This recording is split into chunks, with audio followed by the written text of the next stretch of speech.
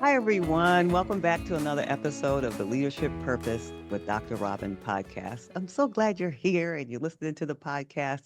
I say it all the time and I'll continue to say it. Really appreciate you and I'm grateful for you listening in. And because you've been listening in, you helped us get ranked in the top 5% of all podcasts globally, according to Listen Notes. So thank you for doing that. And so it would be a great help if you go over and rate, subscribe, review to the podcast, and that'll help us keep going. All right. Now, today I'm very excited. I'm talking to Lida Citroën, author of the book, The New Rules of Influence: How to Authentically Build Trust, Drive Change, and Make an Impact. She's an executive coach, personal branding consultant, and reputation management expert. She helps executives, entrepreneurs, and thought leaders around the world manage how they perceive to drive them toward how they are perceived to drive them toward the best opportunities. And I'm really excited. I can't wait to hear about her career journey and how she got all into everything she's doing now. Welcome, Lida. Thank you so much, Robin. I'm excited about it, about the conversation. Me too. Me too. All right. So now you heard me just try to give a little bit of an Mhm. introduction, but tell us in your own words two things about anything you want to say about who you are, and Okay. then about what you do. So, like most of us, who I am is a little complicated, but I'm a mother, I'm a wife, I'm a business owner, and I'm a leading expert in this field called personal branding. So, I get to help clients in over 30 countries really figure out who they are and then position themselves for success, typically in complicated or complex markets. And a lot of it has to do with promotion, value proposition, narrative development, and oftentimes online positioning as well. And I love what I do. I'm one of those people. I know it sounds obnoxious, but I really love what I do for a living. That's why you're here. That's why I Yeah. wanted you to be here to share that because it's a gift to be able to say that you love. And Mhm. there are lots of people who don't, and the Mhm. majority of people don't, right? As you know. Mhm.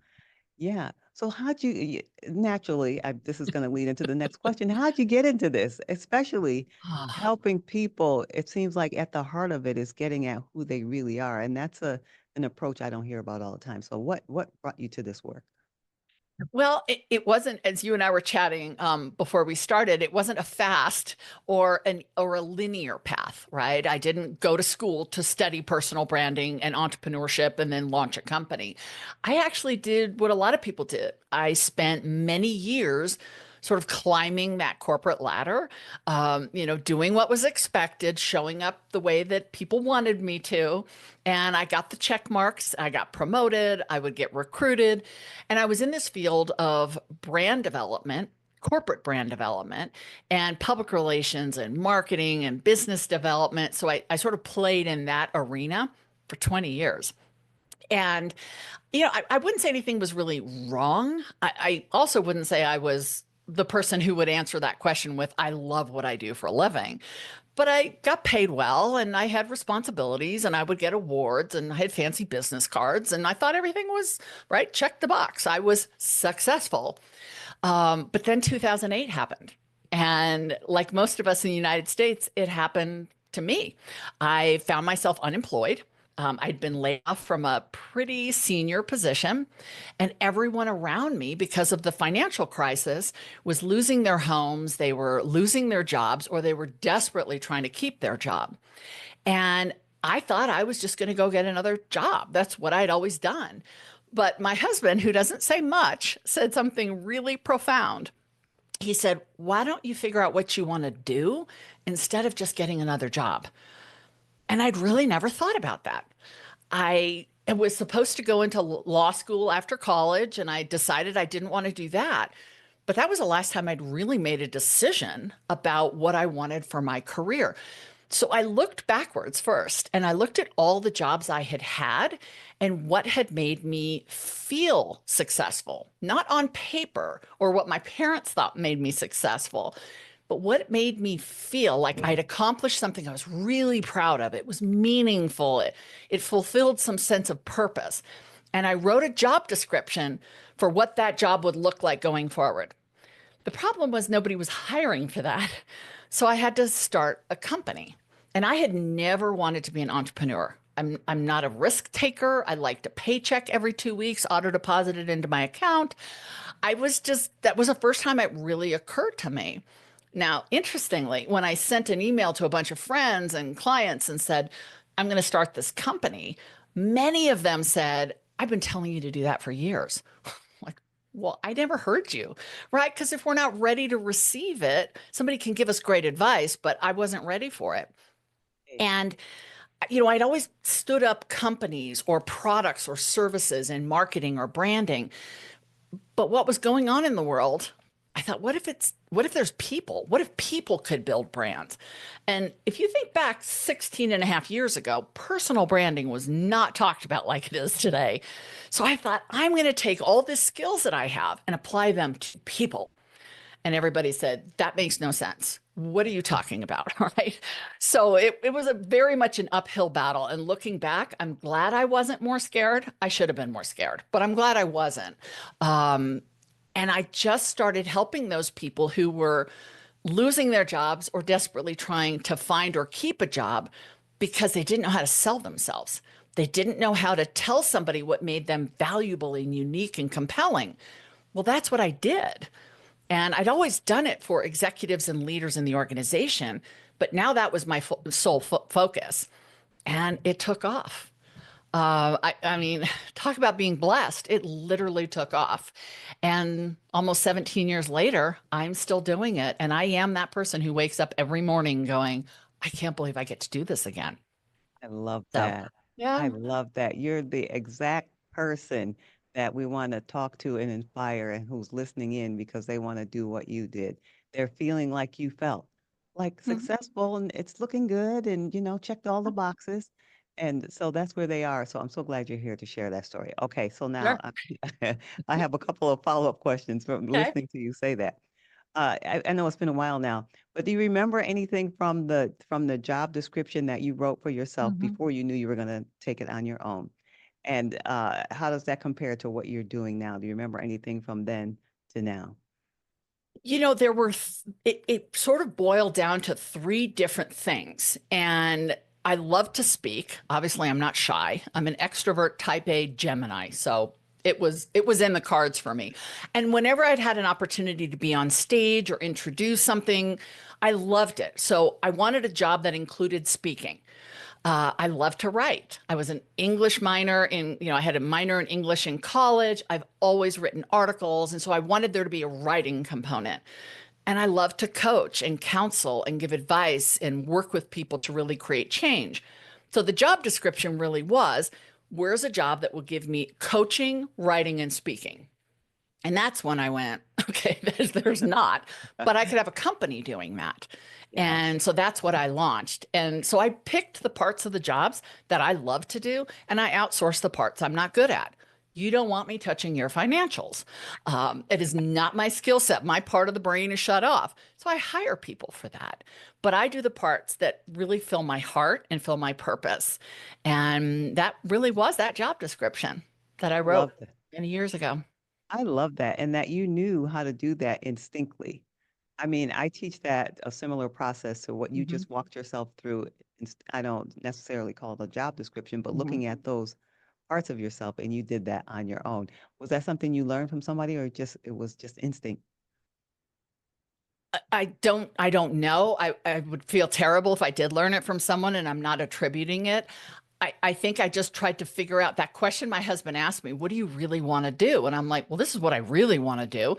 Who's hiring for that? And I Right. couldn't find an answer. Yeah. But I also knew enough that I had a lot of business experience. I'd been part of big companies, global companies, small companies. The one thing I hadn't done, though, is start a company. And so I reached out to a lot of people, anyone who had started a business. I didn't care if it was an accounting firm, a dry cleaners, or a multi level marketing. If you started a company, I needed to talk to you. And so many people were generous and spent time with me. And that's where I got my education. I didn't want to go back to business school and take the years to do that because I had two kids about to go to college. So there was a little bit of urgency there. But I got that education through people who were willing to spend time with me. And I've still kept in touch with many of them. And they're like, see, I told you you should have had your own business. I'm like, Yeah. well, I should have listened, I guess. But it's always a journey. You know, Yeah. nothing is linear about life. And Yeah. had the market not crashed and the economy not fallen apart, would I have taken the chance to do it? I don't know. I Yeah. don't know. I'd love to think I would have. Yeah. Um, but I wasn't a risk taker, like I said. You did it. So even more so, it took some courage if you're not a Oh, natural yeah. risk taker. So good for Yeah. you. And good for your husband for asking that great coaching question. What do you want to do? I'm like, you got to speak more, right? I mean, he lets me do most of the speaking, surprise, surprise. But yeah, and that's why I sometimes say it's not just the people who do all the talking that have the good ideas, right? I have to seek out input from someone who might have that one thing that I'm listening for. Yeah. Um, when I'm doing all the talking, I got to be a better listener. I love that. All right. So now, is there anything like when you were young, let's Mhm. say little Lida, were you like the little one in, fifth grade counseling people or speaking up for the class? Is there anything from you back then that you see now?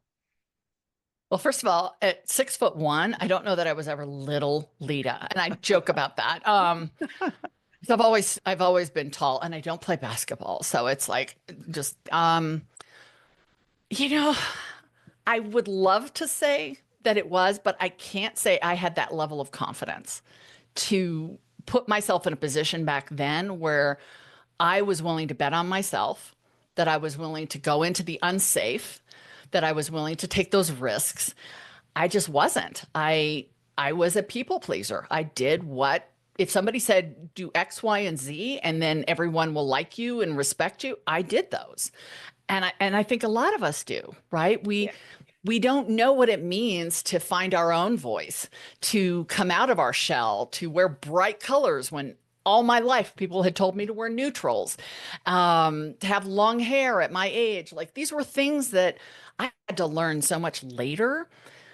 I wish sometimes I think about that. Like, what if there had been a mentor or someone when I was younger who saw something in me and really kind of pushed it or unleashed it? Who knows? But I'm also appreciative of the path that I took because I think that's what got me here.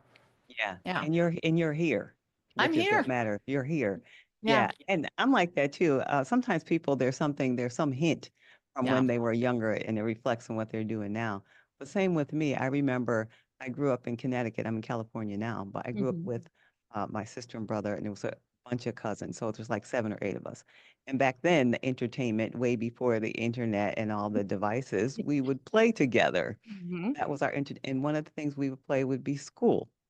And so somebody would be the teacher, and then the other ones are all lined up, and they're the students. And now, interesting, all these years later, I'm a professor, but when I was a kid, never was the teacher, never spoke out, didn't raise my hand in play school or real school. That's You just funny. never know. As you're saying that, I'm thinking we didn't play school, but we played Wonder Woman, which was the big show when I was growing up. I got to be Linda Carter. Mhm. I didn't have the costume, but people would tell me as I got older that there was some resemblance, so I went with it. Get But it? I was the one who got to save people. I was the one who got to be the one who helped. And I don't Oh, know. I mean, it's all coming to me as we're talking, but I've always wanted to help. I've always seen my purpose as having service to it. I yeah. didn't know what that looked like. I thought in corporate it looked different, and I checked boxes again. I've served. I've done things that were service based. But when I started my own company and then later I started working with the military, which is a big part of my work, I really understood what service was. And I think that was probably there when I was younger. Again, nobody really talked to me about it. Yeah, yeah, it does sound like that helping that, there's something about service that was in you even young, and then maybe they knew it, which is why they, when you were playing, who knows? Yeah, And the yeah, gold, the gold bands were also kind of cool because you could yeah, fend off bullets with yeah. Wonder Woman. And she was the leader. I She was know. the leader. Yeah, Yeah. yeah. All right, so you mentioned the military. Tell us about what was the catalyst and for your work with the military and what you do. So it really comes from setting an intention that I wanted to create space when I started my business to give back. And I didn't know what that was going to look like. all throughout my 20 years in corporate, I had served on boards in my community or in the industry. So I liked board work, board development, but I didn't know what community I was going to focus on. It would have been natural for me to be drawn to women's groups or girls programs. And I thought, sure, that's always there. But I kept a space for it. When I started my company, I consciously said, I'm creating space for some form of service, and I don't know what that's going to look like. I trusted that it would find me. And about a year and a half into my business, November 2009, I went to a Denver Broncos football game. And I am a huge Denver Broncos football fan. And November happens to be Veterans Day. So the team actually did a tribute to returning military during halftime. And normally I don't pay attention at halftime of a football game. But this time I did, and I really wanted to understand what they were talking about. And they said things like, I don't know how to transition out of the military. They had these soldiers talking about how difficult it was to go from one conversation in culture, which is the military, into the civilian space. And they were talking about positioning. They were talking about self-promotion. They were talking about value proposition and branding, but not using those words. And again, I looked at my husband who was sitting next to me and I said, oh my gosh, I could totally help here. And with all the love in his words, he said, honey, what do you know about the military? Because I had no military connection. No one in my family. My parents are from Europe, so I didn't have any military connection, but that was the calling. And I did a whole TED talk on it about a couple of years later that's what it feels like when you feel called. And I spent months knocking on doors, trying to find a place that I could help these men and women who raised their hand to serve for me, to protect my freedom. I wanted to find a way to give back. And the door finally opened. It's been 15 years. 3 of my books are for the military transition process. 1 is for employers. I do a lot of coaching, a lot of speaking, a lot of writing, and I am deeply passionate as having found this way that I can, in a meaningful way, say thank you for their service. So, Yeah. yeah, there you That's go. beautiful. That's beautiful. And I love the way it happened, the place you would least expect it to happen. Right. And you would think that the Denver Broncos would like give me free tickets or something for it, but I got nothing. Anyway, and it was a terrible football game, by the way. But I was supposed to be there. I was supposed to hear that message. So kind of going back to what I was saying about like people telling me I should have my own company. When we're not ready to receive that, I can tell you I think you should be a director in the company and not just a manager. But if you're not ready for it, it doesn't click. The pieces don't come together. When you're ready for it and you create space, it's amazing what shows up. And it shows up. It like magic shows up. Yeah. Yeah. Yes. Even at halftime at a Broncos game. Yep. When I would have normally gotten up to go get my hot dog with the relish and all that stuff, I sat in my seat and I listened. Yeah. I love how your path always brought you to the right place in Mhm. terms of your career. And this podcast, I focus on purpose and helping people, especially high achieving women, find purpose and meaning in their work. And so for you, it sounds like you really do have that purpose in your work. Is that right? It is. And it took me a long time to trust it because I think we Oh, can intellectualize it, but until it really embeds in our heart, it's something we rationalize, right? I wanted this, it showed up, that makes sense. I went to school, I got the qualifications, I have the opportunity, that makes sense. But trusting it is what you rely on when things aren't going so smoothly, or you hit an obstacle, or you take a bet that doesn't pay off. You choose the wrong client or take the wrong opportunity because we all make mistakes, right? None of us are perfect. But that purpose is what keeps me focused, and I trust it. I absolutely trust it.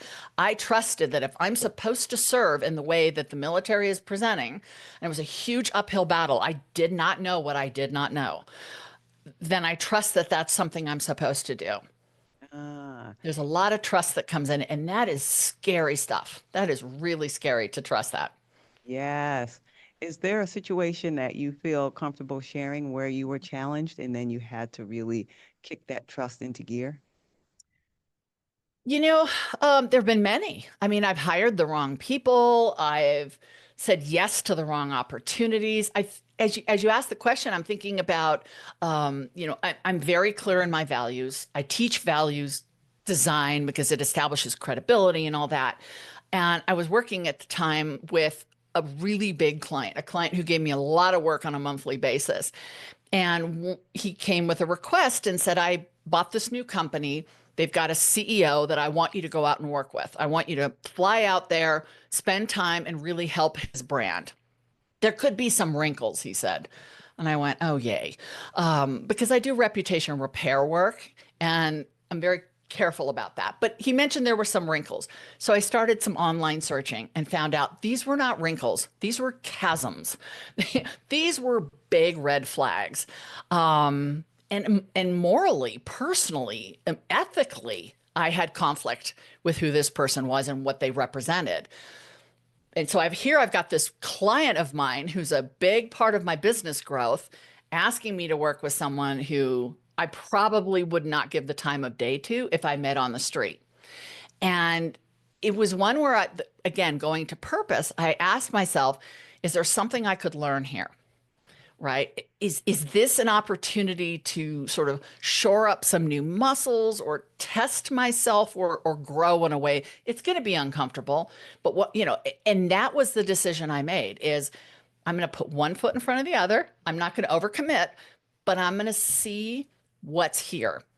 And I went out to meet this person. He could tell I was a little apprehensive. He said, I'm sure you've done some internet searching. I said, yes, I have. And we had a really frank conversation. He said, you can ask me anything. And I did. I didn't hold back because I needed to make a decision of taking that next step or going backwards. And I did. I asked the questions. He gave me answers that made sense. They weren't answers I would have given, but I could understand. And so I kept taking steps forward. And I think that's a process that I've used several times when something on the surface feels like a roadblock or an obstacle, like this is no. Now, obviously, had it gone differently, I could have chosen to protect myself and made a different decision, but it wasn't as scary as I thought. And it was actually a great learning opportunity. So I think, to anyone listening, just because something doesn't look comfortable, there could be like an amazing lesson in it for us. And sometimes it's just about putting that one foot in front of the other and seeing how we feel. Yes, yes, and good for you for doing that. It takes Ugh. some courage to do something like that, and so good There for was some you. liquid courage involved too, but yes. Yeah. Sometimes you need a little support. Yeah. All right. You mentioned if anyone's listening, this podcast is for what I call high achieving women. Mhm. Now, lots of us use that phrase, so I'll tell you what I mean by it. Okay. High achieving women are women who are responsible, ambitious in a positive way. They're good at a couple things, and they're the person in their professional lives. People come to them for advice, Mhm. and whether it's related to their role or not, and in their home life, family, friends, neighbors, community, whatever's going on, they're the kind of one that people come to and ask questions, whether it's related to something they can do or not. Mhm. Like, so they're always the go-to person, right? Love it. So this to me is the high achieving woman. And the podcast is for that woman who is where you were before, checked all the boxes. I mean, Mhm. I think life kind of pushed you forward with the layoff, but for them, they're still there, but they know they want more Right. and they can't quite put their finger on what's missing and they're yearning for more meaning and purpose. And so Mhm. I invite high achieving women like you to come in and share your stories to encourage them. All right.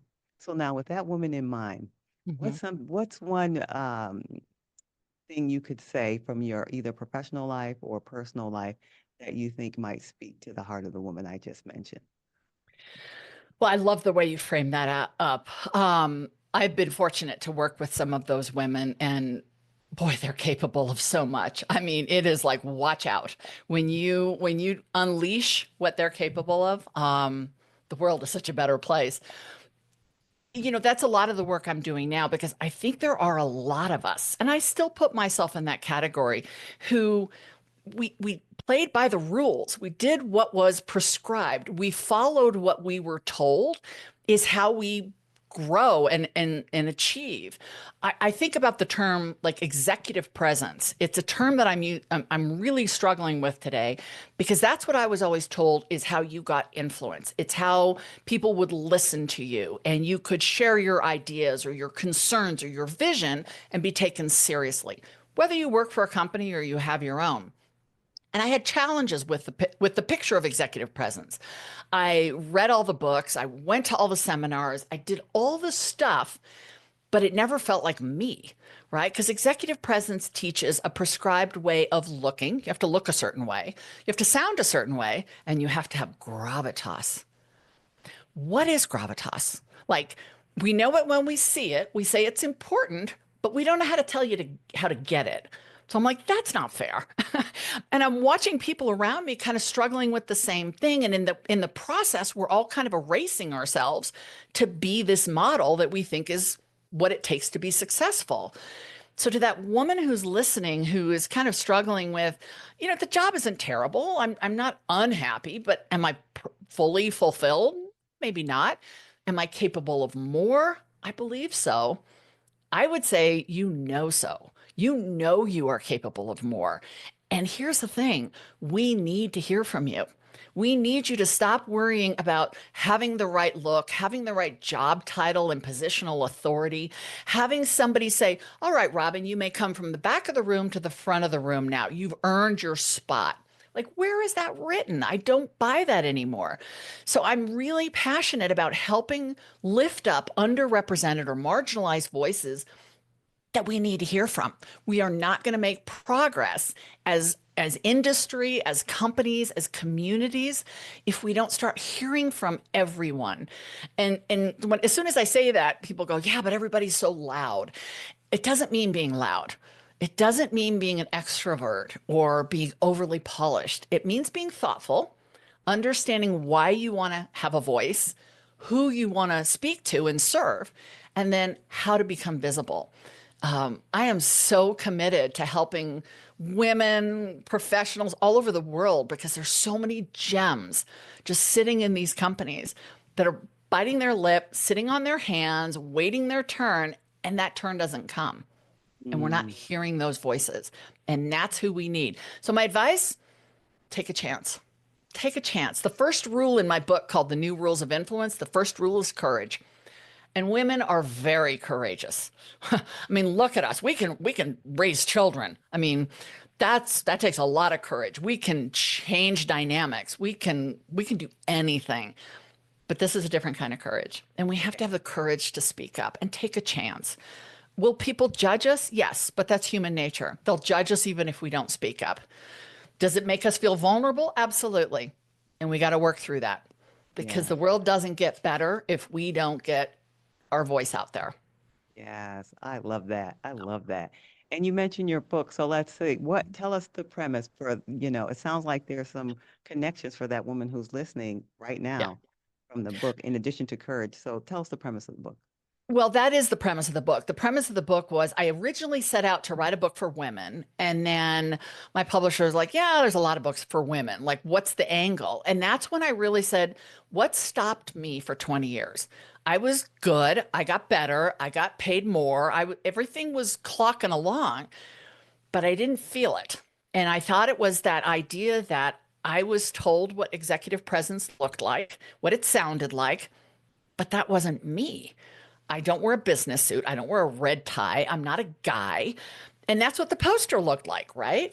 And I look at some of my clients who are doing work that is so impactful and personal. They are unwavering and unapologetic about their commitment to serve and be inclusive and really give of themselves in small ways and huge ways. And I thought, there's nothing that people like me have on the market to find the tools to do that. So the book walks you through why you want to have influence, who you want to influence, and we don't have to just influence people or have, effect on people who look like us and sound like us. Many of my clients have worked with very different groups from who they come from. And then how do you build influence? How and where do you build influence? We all want to be heard. We all want to know that we matter. And the book is very conversationally written. People tell me it feels like a friend is talking them through it. So it's not an academic research paper with all the, it's not that kind of book. It's gritty, practical. You and I were speaking before. I share a lot of stories. Some of them were painful to share. But I had to show the kind of courage I'm asking my reader to share. And those stories are really getting people's attention because all of us make mistakes. All of us get it wrong. All of us are trying to do the right thing when there's no map laid out in front of us. We're just doing the best we can. But at the end of the day, we want to look back and be proud of what we've done. And we want to know that by the time we leave this planet, that we made it a little bit better. We made our community better. We made our circle of influence better.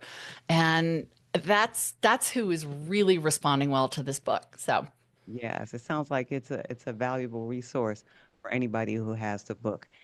All right. So now, well, before we tell people where they can get the book and how they can be in touch with you, is there anything that I didn't ask you that you say, hey, just one more thing, I just want, or anything pop in your mind? If not, it's okay. But if I always want to give people an opportunity in case there's something I did not ask that you want to share. oh boy, I did so much talking. No, I mean, you asked great questions. They were so open-ended. I hopefully went where it's of value to your audience. I believe so. I'm Thank you. convinced. I'm convinced of Thank you. that, and I'm convinced they want to know how to get in touch with you. So let's tell them how they can be in touch with you and get your book. Well, I am pretty active on social media, LinkedIn, Instagram, Facebook, YouTube. I have a ton of free resources on YouTube, and the book is carried wherever books are sold. I mean, obviously, most roads lead to Amazon, depending on where you're listening. My website is lida360.com, LIDA 360.com. And I would love to connect and hear how this message really resonated with the people that are so passionate about what you're sharing. Hey, that's wonderful, and we'll be sure to put those in the show notes and description and everywhere Thank where you. this goes. Thank you, Lita, for sharing your time, your experience, your heartfelt passion for the work you do. It's making a difference. It's important work, and so I'm glad you took the time out to share it with us here today. Appreciate you. Well, I appreciate you. I wish you'd been around when I was growing up because you probably would have asked some questions that would have made me think. So, Well, I'm glad we had this time now. And for everyone listening, I'm glad you're here and listening in, and I'd love to hear your response to the podcast episode. And you can follow me I'm on all the channels, but I spend most of my time at LinkedIn mhm. and all the channels at Robin L. Owens, PhD, at Robin L. Owens, PhD. Love to hear your response to the episode today and these gems that Lita dropped for us. Thank you so much. Yes, and teaser, I'm teasing my book that's coming out, well, not too long in the future, and the wait list will be starting soon. So that's the teaser for my book, Becoming a Purpose Maker. And it's all about what we're talking about here today. So stay tuned for that. And until next time, this is Dr. Robin.